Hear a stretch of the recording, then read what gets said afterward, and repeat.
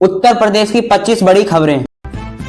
UP में आवारा कुत्तों के हमले और उनसे हो रहे हादसों पर योगी सरकार ने एक्शन लिया है। इसीलिए नगर निगमों और जिला मुख्यालय पर डॉग सेलर होम व एनिमल बर्थ केंद्र सेंटर बनाने की प्रक्रिया तेज कर दी है। मुख्यमंत्री योगी आदित्यनाथ ने निर्देश दिए हैं कि आवारा कुत्तों की समस्या का समाधान मानवीय, वैज्ञानिक व स्थानीय तकनीकों से किया जाएगा। नगर निगम क्षेत्रों में पहले से ही संचालित या प्रस्तावित एबीसी सेंटरों के साथ ही डॉग सेंटर होम बनाए जा रहे हैं। नगर निगमों में निर्देश दिए गए हैं कि भूमि की व्यवस्था की जाए। यह पूरी प्रक्रिया सुप्रीम कोर्ट के दिशा निर्देशों व पशु कल्याण मानकों के अनुसार किया जा रहा है। इसीलिए विस्तृत परियोजना रिपोर्ट तैनात करने के निर्देश दिए गए हैं। प्रति सेंटर होम 4.70 करोड़ से 5.31 करोड़ खर्च किए जाएंगे। डीपीआर में सेंटर होम की क्षमता, इंफ्रास्ट्रक्चर, पशु चिकित्सक सुविधाएं, भोजन, स्वच्छता, सुरक्षा व्यवस्था और प्रतिरक्षी स्टाफ की तैनाती जैसे सभी महत्वपूर्ण बिंदुओं को शामिल किया गया है। शासन स्तर पर इन डीपीआर को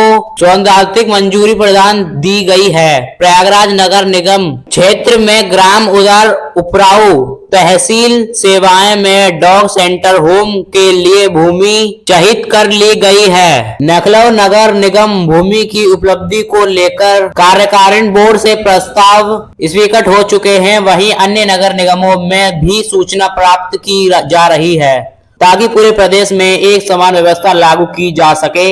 जनपद मुख्यालयों पर भी एबीसी सेंटर एवं सेंटर होम की स्थापना को लेकर तेजी से कार्यवाही की जा रही है। ललितपुर में 12.182 हेक्टेयर, हरदोई में 0.2 हेक्टेयर, बुलंदशहर में 2000 वर्ग मीटर तथा फतेहपुर में 0.769 हेक्टेयर भूमि एबीसी सेंटर एवं डॉग सेंटर होम के लिए चिन्हित कर लिया गया है। से जनपदों ने सूचना प्राप्त होते ही वहाँ भी चिन्हीकरण और परियोजना स्वीकृति भी प्रक्रिया पूर्ण की जाएगी।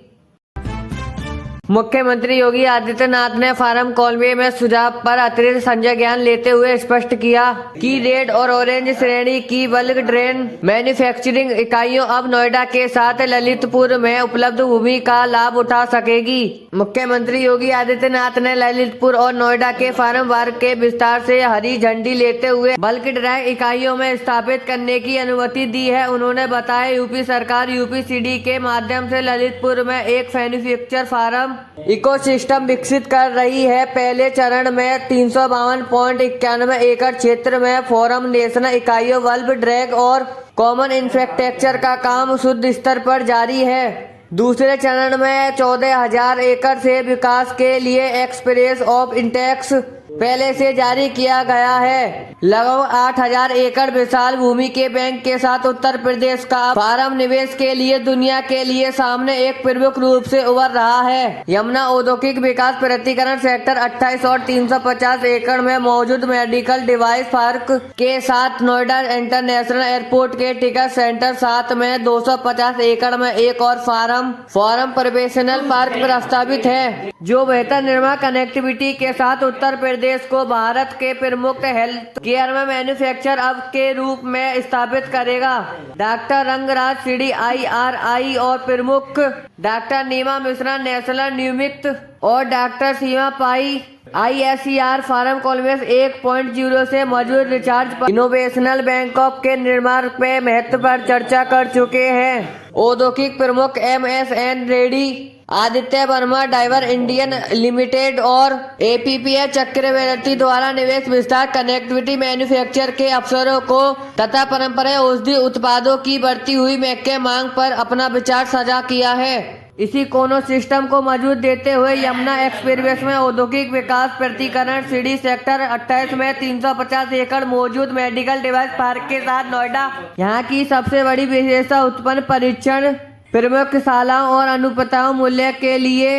इससे भारतीय फार्म उद्यमियों को अब गुणवत्ता परीक्षा के लिए विदेश का रुख नहीं करना पड़ेगा, जिसमें समय और धन दोनों की बचत होगी। फॉर्म कनेक्टिविटी 1.0 की प्रमुख उपलब्धि के रूप में लगभग 10,000 करोड़ के निवेश आशयों की घोषणा की गई।